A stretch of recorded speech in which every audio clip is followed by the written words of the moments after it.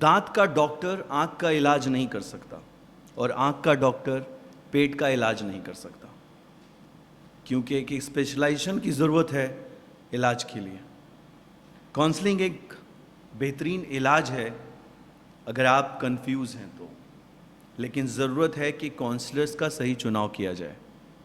देश में हज़ारों काउंसलर लगातार बहुत मेहनत कर रहे हैं, बच्चों के भविष्य को संवार रहे हैं। हमें ज़रूरत है कि सही काउंसलर को चुनने का तरीक़ा जानें।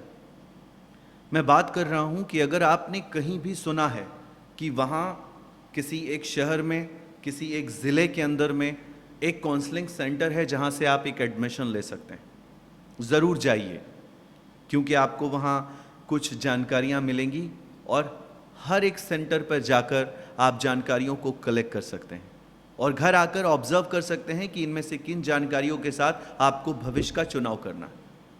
लेकिन सवाल करना बहुत ज़रूरी है।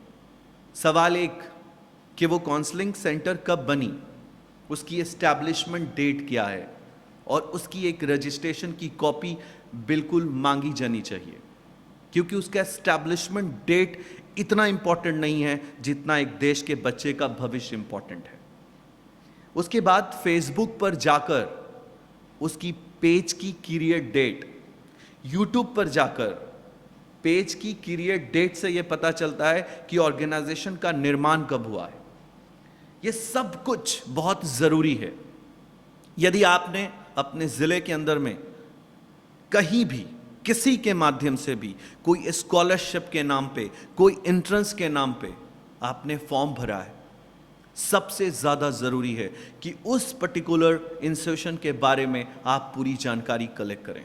कहीं ऐसा तो नहीं है कि आप किसी एक ऐसे इंस्टीट्यूशन का हिस्सा बनने जा रहे हैं जिसका निर्माण पिछले वर्ष हुआ है, जिसका निर्माण 1 साल पहले हुआ है, जिसने कोई एक्सपीरियंस के बगैर इस योजना को शुरू कर दिया, काउंसलिंग की शुरुआत कर दी। यकीन के साथ कह सकता हूं कि यदि वो एक्सपर्ट काउंसलर नहीं है और आप उसके साथ अपना भविष्य तय कर रहे हैं, आप अपनी ज़िंदगी को ख़तरे में डाल रहे हैं, आप अपने भविष्य को ख़तरे में डाल रहे हैं। एक अनएक्सपीरियंस डॉक्टर एक पेशेंट की जान ले सकता है और एक अनएक्सपीरियंस काउंसलर एक आने वाले भविष्य को अंधकार में ढकेल सकता है। आप 4 सवाल करने से डर नहीं सकते, क्योंकि आप अपना भविष्य उसके हाथ में देने जा रहे हैं जिसका खुद का कोई भविष्य नहीं है। इसलिए मैं हर एक छात्र से निवेदन करता हूं कि अगर ग्लोबलाइजेशन के इस समय में ताजमहल को कोई काला बता रहा हो और आप उस पर विश्वास कर रहे हो, आप 21वीं सदी के युवा नहीं हो सकते, आप 21वीं सदी के जानकार युवा नहीं हो सकते। अगर कोई ताजमहल को पटना में बता रहा हो, ताजमहल को दिल्ली में बता रहा हो और आप इस पर विश्वास करते हो, आप 21वीं ग्लोबलाइजेशन के समय के युवा नहीं हो सकते। इसलिए ये जानना बहुत ज़रूरी है कि जिसके साथ आप अपना भविष्य तय कर रहे हैं उसकी एस्टैब्लिशमेंट डेट क्या है, और ये डेट छुपाई नहीं जा सकती, क्योंकि मैंने आपको फिर से बताना है कि यूट्यूब पे क्रिएशन डेट और फेसबुक की क्रिएट डेट से ही सिर्फ ये पता चल जाएगा कि इंसान ने अपने इंस्टीट्यूशन की एस्टैब्लिशमेंट कब की है। आप सिर्फ 2 साल पहले की इलेक्ट्रिसिटी बिल मांग लीजिए, आप 1 साल पहले की इलेक्ट्रिसिटी बिल मांग लीजिए। अगर उसने उस इंस्टीट्यूशन के नाम पे 2 साल पहले की इलेक्ट्रिसिटी बिल दे दी, तो भी आप ये समझ सकते हैं कि कम से कम ये काउंसलर 2 साल पुराना तो है।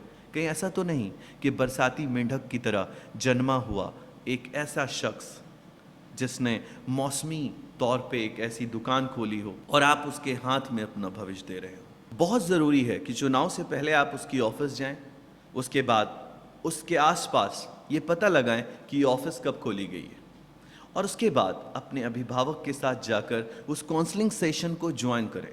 101 टेबल पे कोई फैसला नहीं करना चाहिए। 101 बैठकर बातें बनाकर यदि कोई शख्स आपको कोई अलॉटमेंट की प्रक्रिया में शामिल कर रहा हो तो इससे बचने की ज़रूरत है। कई चीज़ें सोशल मीडिया पे जो दिखाई जाती हैं वो सत्य नहीं होती, इसलिए प्रैक्टिकली अप्रोच के साथ ऑफिस का विजिट करना ज़रूरी है और ऑफिस में उनके कागजात का मांगना ज़रूरी है, क्योंकि वो आपके भविष्य के निर्माता बनने जा रहे हैं।